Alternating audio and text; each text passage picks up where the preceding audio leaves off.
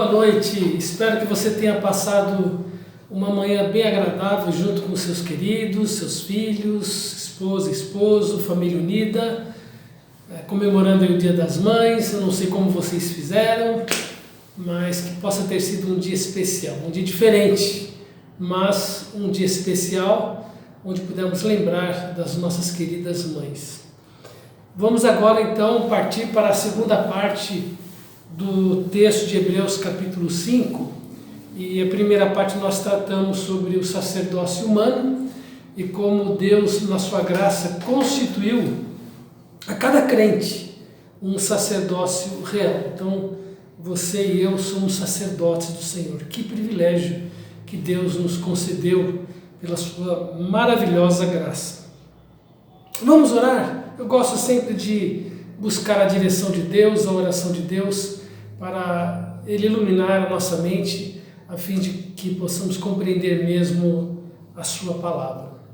Mais uma vez, Deus, somos agradecidos pelo fato de que o Senhor nos constituiu um reino de sacerdotes.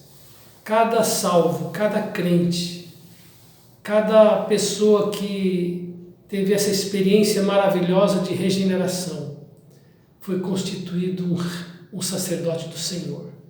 E assim nós podemos entrar na Tua presença livremente, pela porta que é Jesus, e termos esta profunda comunhão com o Senhor. Obrigado porque o Senhor sempre ouviu o Teu povo quando te clamou, e o Senhor ouve a nós quando nós clamamos. Nós agradecemos a Deus, porque temos o Senhor como nosso Deus, nosso Pai, nosso amigo, nosso orientador, e nós queremos buscar da Tua palavra e conhecer a Tua vontade. Dá-nos um coração dócil e humilde para entendermos e praticarmos a Tua palavra. Em nome de Jesus, amém. Vamos então agora ler o texto de Hebreus, capítulo 5, versículo 5 a 10 agora. Assim também Cristo, a si mesmo, não se glorificou para se tornar sumo sacerdote, mas o glorificou aquele que lhe disse: Tu és meu filho, eu hoje te gerei. Como em outro lugar também diz: Tu és sacerdote para sempre, segundo a ordem de Melquisedeque. Ele, Jesus, nos dias da sua carne, tendo oferecido com forte clamor e lágrimas, orações e súplicas, a quem o podia livrar da morte, e tendo sido ouvido por causa da sua piedade, embora sendo filho, aprendeu a obediência pelas coisas que sofreu, e tendo sido aperfeiçoado, tornou-se o autor da salvação eterna para todos os que lhe obedecem, tendo sido nomeado por Deus sumo sacerdote segundo a ordem de Melquisedeque. Então agora nós vamos tratar nesses próximos minutos sobre este sacerdócio divino, diferentemente do primeiro, porque agora quem está exercendo este sacerdote é Jesus. E o autor de Hebreus então tem por finalidade mostrar aos seus leitores que podiam confiar plenamente em Cristo, porque o sacerdote dele tinha características muito superiores ao sacerdócio humano. E eles entendiam plenamente o exercício do sacerdócio humano, porque eles faziam parte do povo de Israel. E eles conheciam a lei, eles conheciam o Pentateuco e todas as orientações que eles receberam de Deus através de Moisés. Mas agora nós vamos verificar quais são algumas características do sacerdócio divino. A primeira característica é que ele também foi constituído por Deus. Assim como o sacerdócio humano, o sacerdócio de Cristo também foi constituído por Deus. No versículo 5 diz: Assim também Cristo, a si mesmo, não se glorificou para se tornar sacerdote. Não partiu de Cristo em si, mas partiu do Pai, né? Enviar o seu Filho para tornar-se sumo sacerdote. A Bíblia diz lá em João capítulo 3, 16, porque Deus amou o mundo de tal maneira que deu o seu Filho unigênito, para que todo aquele que nele crê não pereça, mas tenha a vida eterna. Então Jesus Cristo também foi constituído por Deus, sendo Deus o Pai, constituiu o Filho para vir ao mundo e salvar os pecadores, ser o Cordeiro de Deus e o sumo sacerdote de uma nova aliança, que é a aliança que Deus constituiu. A segunda característica, que não somente foi constituído por Deus, mas foi exercido pelo próprio Filho de Deus. Está aqui, descrito aqui. Também Cristo a si mesmo não se glorificou para se tornar sumo sacerdote, mas o glorificou aquele que lhe disse: Tu és o meu filho, eu hoje te gerei. Como em outro lugar também diz: Tu és sacerdote para sempre, segundo a ordem de Melquisedeque. Então, ele cita aqui, o autor de Hebreus cita aqui um rei, que foi o rei de Salém. Este rei, ele está descrito, ele aparece lá no livro de Gênesis, no capítulo 14, nos versículos, a partir do versículo 1. E nós vamos acompanhar a história aqui de Gênesis capítulo 1. O que aconteceu? 4 reis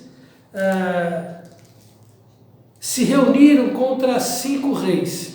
E no meio desta batalha, eles passaram por Sodoma e Gomorra, e quem morava em Sodoma e Gomorra era justamente Ló, o seu sobrinho. E eles levaram Ló e toda a sua família cativo. E um dos cativos fugiu e voltou para comunicar a Abraão que Ló havia sido levado como cativo por esses reis.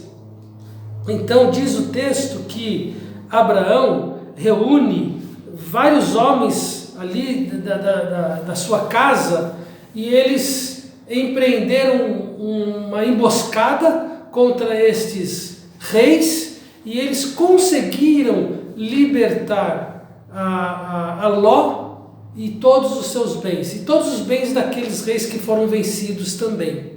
E diz o texto então aqui que Abraão, depois de ter vencido, trouxe o dízimo e entregou ao rei de Salém. Está lá em Gênesis capítulo 14, versículo 18, diz assim: Melquisedeque, rei de Salém, trouxe pão e vinho, era sacerdote do Deus Altíssimo. Abençoou ele a Abraão e disse: Bendito seja Abraão pelo Deus Altíssimo, que possui os céus e a terra. Bendito seja o Deus Altíssimo, que entregou os seus adversários nas tuas mãos, e de tudo lhe deu Abraão o dízimo. É interessante que neste período era o período dos patriarcas. Não existia ainda tabernáculo, mas Deus instituiu uma maneira do povo buscá-lo. E Melquisedeque é chamado aqui como rei de Salém e sacerdote do Deus Altíssimo. Então, de alguma forma, Deus estabeleceu antes do período da lei uma maneira do povo buscar a Deus através de pessoas que ele havia constituído, para que através delas as pessoas pudessem também buscar a Deus, como fez Abraão. Deu o dízimo de tudo a Melquisedeque, rei de Salém. Salém veio a ser então a futura Jerusalém.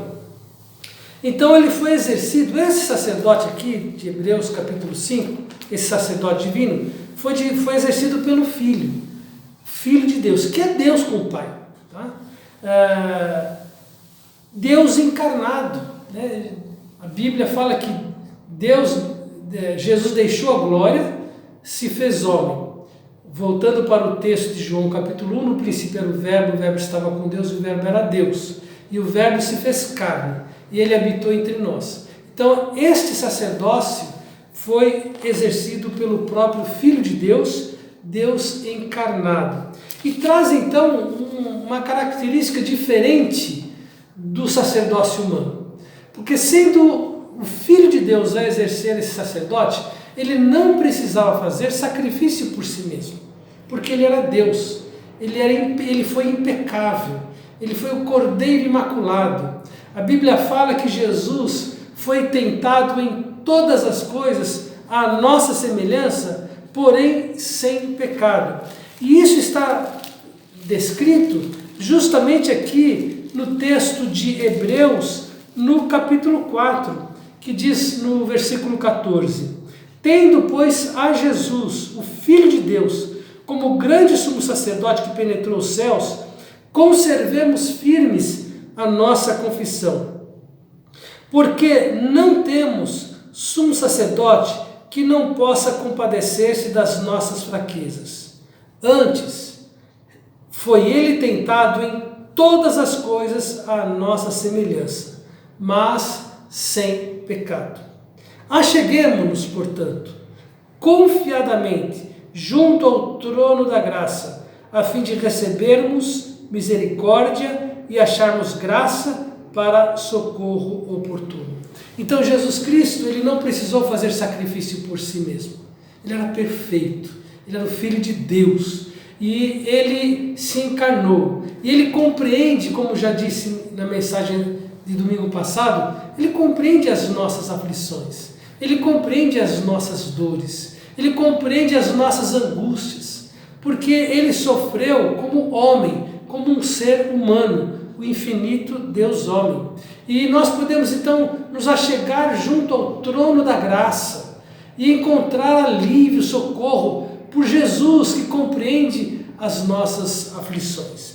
Então, foi exercido por Cristo perfeito, foi um sacerdote perfeito. Outra característica que nós podemos destacar sobre o sacerdócio divino é que foi um sacerdócio eterno. Por isso que ele diz assim no versículo 6: tu és sacerdote para sempre, não é?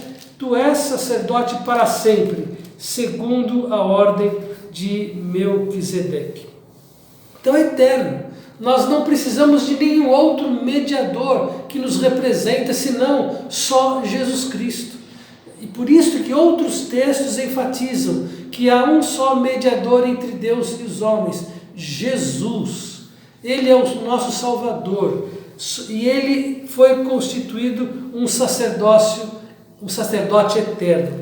Isto é colaborado com o que Hebreus fala no capítulo 7. Eu vou ler versículos de 1 a 3 de Hebreus capítulo 7. Porque este Melquisedeque, rei de Salém, sacerdote do Deus Altíssimo, que saiu ao encontro de Abraão, lembram-se lá em Gênesis capítulo 14, quando voltava da matança dos reis e o abençoou, para o qual também Abraão separou o dízimo de tudo. Primeiramente se interpreta rei de justiça, depois também é rei de Salém, ou seja, rei de paz. Sem pai, sem mãe, sem genealogia, que não teve princípio de dias, sem fim de existência, entretanto, feito semelhante ao Filho de Deus, permanece sacerdote perpetuamente. Então Jesus, ele tem o sacerdócio eterno sobre nós. A próxima característica que podemos enfatizar aqui no texto de Hebreus está no versículo 7. Ele, Jesus, nos dias da sua carne, tendo oferecido com forte clamor e lágrimas, orações e súplicas a quem o podia livrar da morte, e tendo sido ouvido por causa da sua piedade. Embora sendo filho, aprendeu a obediência pelas coisas que sofreu. Então, Jesus foi um sacerdote que fez a entrega de si mesmo como Cordeiro de Deus, em obediência ao Pai. Então, o texto de Hebreus enfatiza Jesus exercendo as duas funções simultaneamente.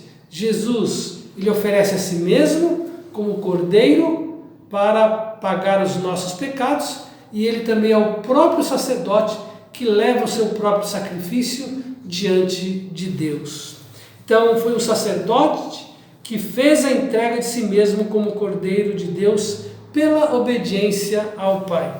E a última característica que podemos destacar aqui de Hebreus acerca do sacerdócio divino é que este sacerdote tornou-se o autor da salvação eterna. Capítulo 5, versículo 9. E tendo sido aperfeiçoado, tornou-se o autor da salvação eterna para todos os que lhe obedecem. Então, por isso que a Bíblia enfatiza muito que não há salvação em nenhum outro, porque Jesus é o único autor da salvação. Isso nós precisamos proclamar, nós precisamos ensinar às pessoas que nenhuma religião, que nenhuma obra que nós possamos fazer é suficiente para pagar o preço da nossa salvação. O homem pecador só pode ser salvo através do sacrifício de Jesus Cristo, do sangue de Jesus que foi derramado na cruz para a remissão dos nossos pecados. Somente pelo sangue de Jesus nós recebemos purificação dos nossos pecados. E uma vez que nós somos lavados pelo sangue de Jesus, nós podemos entrar diante da presença de Deus, porque em Cristo Ele também nos fez sacerdotes reais. E não somente podemos desfrutar da intimidade com Deus, porque nós somos lavados pelo sangue de Jesus, nós adentraremos na glória celestial pelos méritos de Cristo.